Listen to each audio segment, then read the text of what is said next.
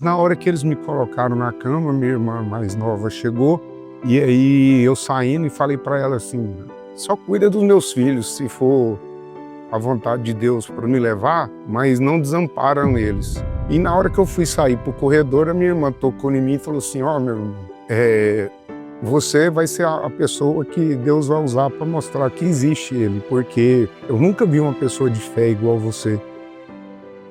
Meu nome é João Henrique, tenho 45 anos, sou católico, frequentador aqui da Basílica. Eu fui um atleta de judô por muitos anos, sou professor de judô até hoje, sou formado em educação física, pós-graduado em treinamento esportivo, onde eu levei isso para a minha vida toda como atleta. Na fase do Covid, nós tivemos um episódio que eu me considero lisonjeado por Deus e agradecido por Deus por ter passado naquela fase da minha vida e ter feito, e hoje eu sei o porquê Deus fez eu passar aquilo tudo na pandemia. Naquela época que estava todo mundo que ia para o hospital, não voltava mais, principalmente quem entubava, não voltava mais. Tava aquela coisa de falar que atleta não pegava Covid, que se pegava era mais brando. E aí, infelizmente, a minha irmã pegou Covid, eu peguei junto com ela. E para facilitar para minha mãe, nesse convívio de ela levar comida para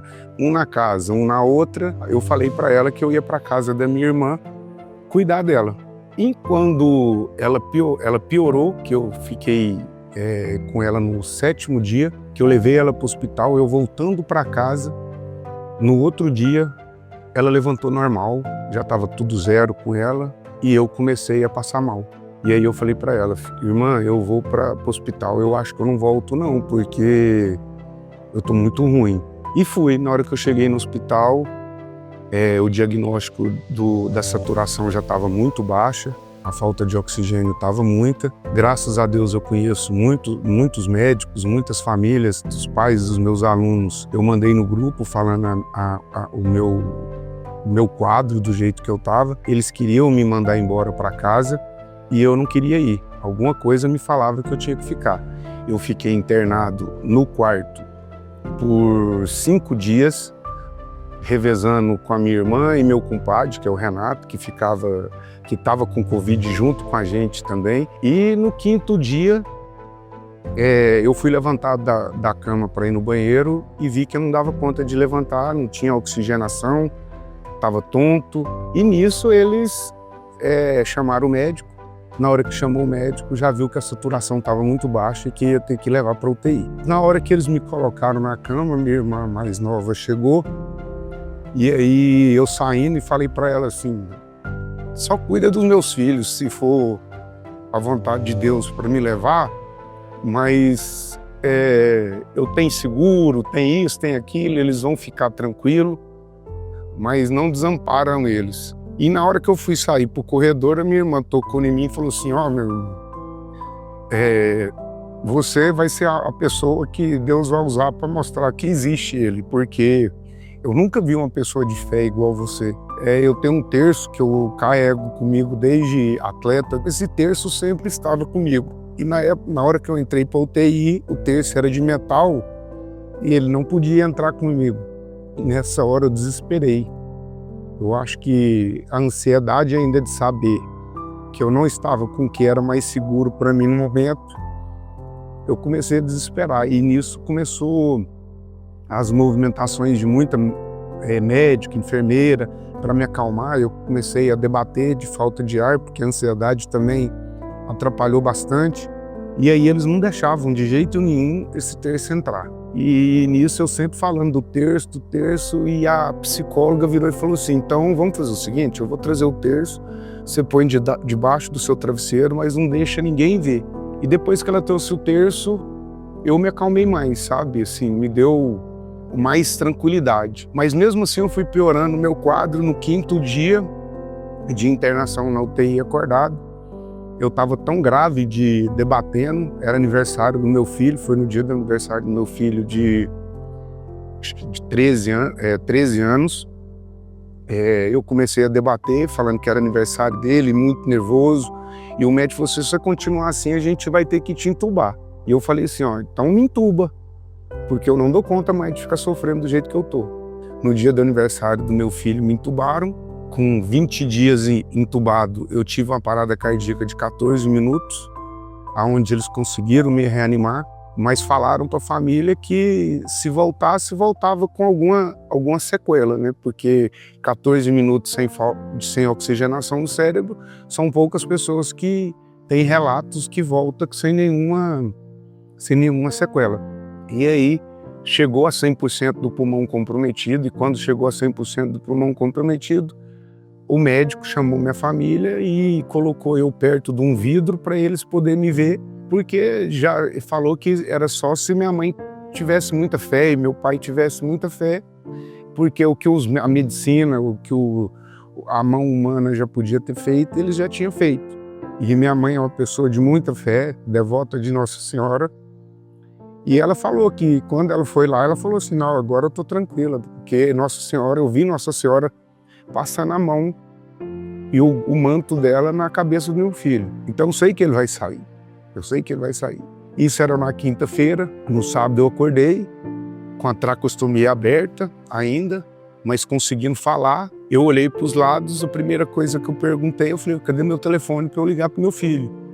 Porque eu achava que ainda era o aniversário do meu filho. Aí a psicóloga chegou e falou, ó, você sabe que dia é hoje? Eu falei, não, é hoje o aniversário do meu filho. Ela falou, não, já tem 54 dias que você está desacordado. Você acordou agora. E na época a luta foi poder sair da UTI para ir para o quarto. Porque o medo era sair da UTI para o quarto e acontecer alguma coisa grave e eu não estar na UTI. Mas também eu não podia ficar mais tempo na UTI porque eu já tinha pego 7 tipos de bactéria hospitalar, 8 infecção hospitalar, então assim, eu não podia ficar muito tempo ali com medo de pegar outra infecção. Já tinha feito 2 hemodiálises também, então falaram que se eu saísse também, pode ser que eu ia ter uma insuficiência renal que podia ser crônica para ficar necessitando de hemodiálise, né? E eu saí, no outro dia eu saí, já no dia que eu acordei, no outro dia já me mandaram para o quarto e já tinha que me mandar direto para casa também. Por quê? Porque eu não podia ficar no hospital por muito tempo. Então meu pai teve que assinar um documento onde ele podia me transportar para dentro da minha casa, aonde a gente ia fazer um home care em casa para ser cuidado em casa. Eu não podia receber visita, eu não estava andando ainda, fazendo as minhas necessidades ainda só na cama, na fralda, entendeu? Isso eu fiquei por mais uns 10 dias em casa ainda dessa forma. Foi aonde, assim, que eu vi que, na realidade, no começo eu questionava muito o porquê Deus tinha me deixado viver. Porque eu pensava assim, quantas pessoas melhores do que eu foi e por que eu não fui? E com o passar do tempo, isso vai, cada dia que passa, essa resposta vem mais forte para mim, porque eu tenho meus filhos para cuidar, eu tenho minha esposa que tem outros filhos dela, mas que eu cuido como os meus, eu tenho os meus 10 mil alunos que passavam na minha mão com judô e passam até hoje. Eu tenho um projeto social onde a gente atende 60 crianças carentes com a modalidade de judô. Sempre foi bancada por mim, mas por tudo que aconteceu no Covid, eu cheguei a perder a minha casa. Eu não tinha casa, eu não tinha carro, eu não tinha mais onde morar, mas graças a Deus, eu acho que foi a resposta de tipo, os bens materiais a gente conquista de novo. Graças a Deus eu tenho uma família muito unida, minhas irmãs, meus pais foram o meu porto seguro. Quando eu não tinha casa, eu fiquei na casa da minha mãe por 2 meses, mas aí 1 mês e pouquinho. E minha irmã me emprestou uma casinha dela para eu morar, onde eu vim chegar a comprar dela de novo. Então, quer dizer, eu consegui começar a me reerguer. Tem coisa que acontece na minha vida hoje, hoje eu não consigo, vamos supor, é pouca coisa, eu acho que não tem uma coisa que me tira a minha paz, mas antigamente muita coisa me tirava a minha paz. Então, assim, e precisou daqueles momentos de saber que a gente precisa um do outro, porque sabe aquela pessoa que antes pensava assim, eu não preciso do outro para nada, eu não preciso, não é questão financeira, não é questão era física, porque eu era um atleta, então tudo eu dava conta de fazer, tudo eu não precisava, tudo era eu, tudo sou eu que fazia. E hoje não, hoje eu sei que eu posso delegar minhas funções com mais, até dentro da minha empresa, isso foi muito bom para que eu consiga delegar funções sem cobrar tanto de mim, entendeu? Jigoro Kano, que foi o mestre do judô, que foi o fundador do judô, sempre deixou uma frase seguinte: não teme a perder. Porque se você temer perder, você já está vencido. Se você tem 1%, 0,1% de chance, agarra nessa chance, porque essa chance pode se tornar o 100%, que é o que Deus tem deixado para nós.